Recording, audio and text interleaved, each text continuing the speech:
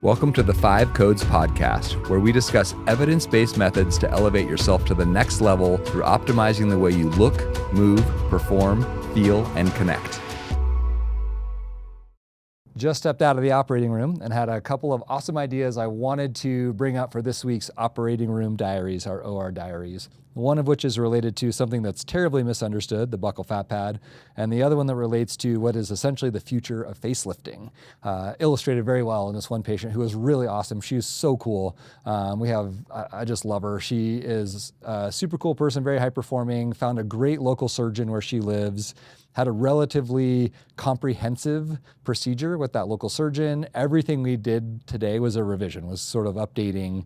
I'm not going to say fixing everything, but updating what had happened before. She got this procedure done. It was different. She wasn't sure if it was better. The person she went to had a great reputation. It was awesome from everybody that she got word of mouth from. But then she realized that probably her standards were just a little bit higher than the people that she got this word of mouth from. And she knew that there was something better out there, which is how we met. We created a great relationship. We kind of went through the nuances of things that were better but missed, things that were just different but not better, things that were maybe worse than before. And again, some of these really, really key points came out.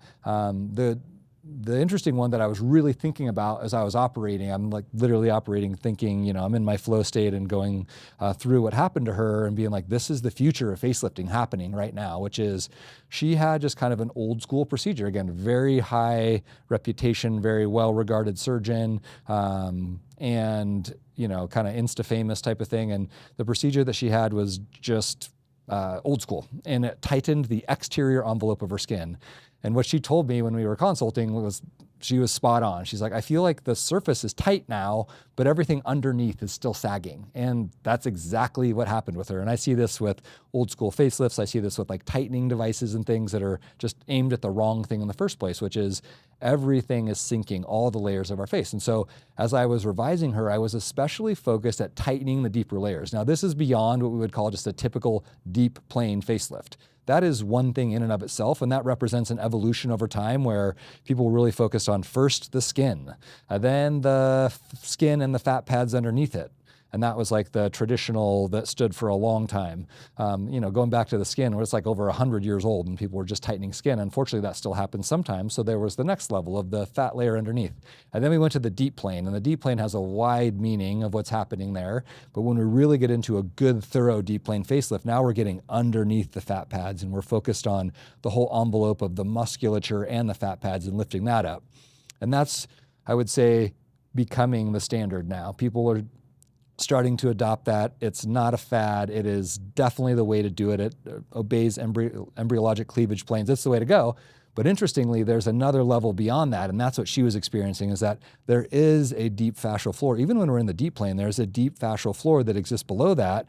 And this is literally the newest, latest, and greatest that's happening, is like when I'm looking at the floor of this dissection that's already very next level, when I can see some laxity in that, it's like, okay, how do we work on tightening the deepest of deep levels? So it's kind of this evolution that's been happening over time of just continuing to look deeper and deeper. Now we're quite literally looking at all the layers of the face. And so she just exemplified this prime example because she nailed it. Her envelope was tight, the deep stuff was lax, and I had to really focus on not necessarily tightening the exterior, but working on the deep structures to match her tight exterior. So as I'm doing this, I'm thinking like, this is the future. It's happening right now, just especially relevant and especially magnified in what was a revision facelift case. So I've been doing this. I've been seeing great results with it, but she's who it's meant for in a revision situation. I'm doing it with everybody, focusing on all of these different layers, but she really exemplified that well. The other thing I thought she exemplified as far as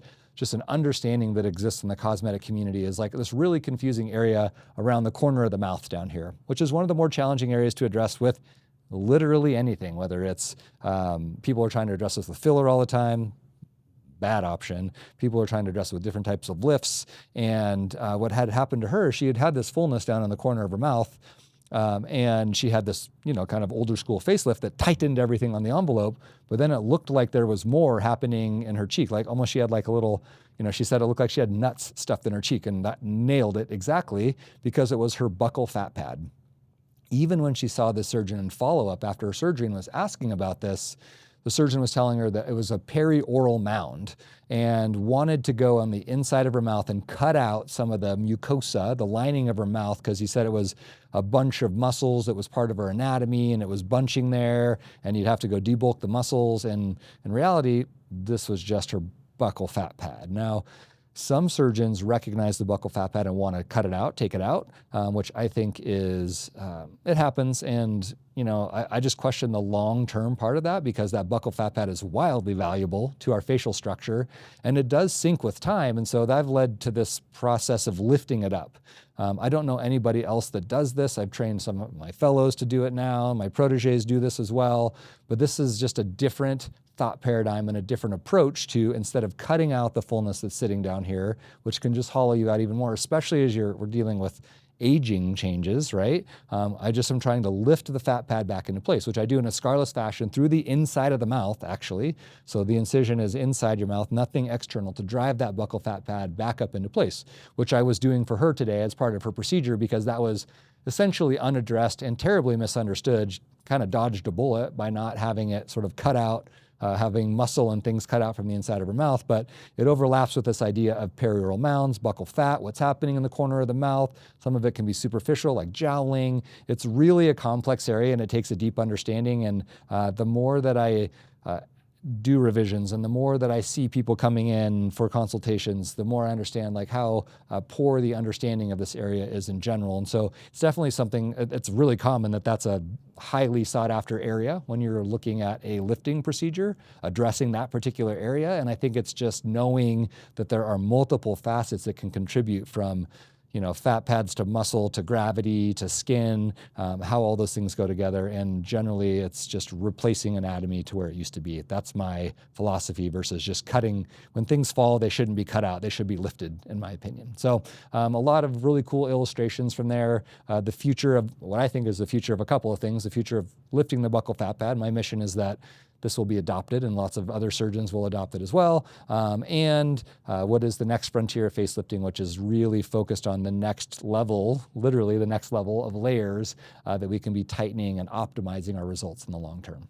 If you have any questions or topics you would like me to explore further, please leave them in the comments. I read them all and they often help shape the future conversations here. If you would like to learn more about my surgical practice, you can visit clinic5c.com, where you will find additional information on my approach to surgery, recovery, and performance-focused care. I also want to be clear that the views shared on this podcast are my own and are not associated with or representative of my clinical teaching affiliation with the University of Washington School of Medicine, nor should this be taken as individual medical advice. Thank you for spending your time with me. I appreciate you being here, and I will see you on the next episode.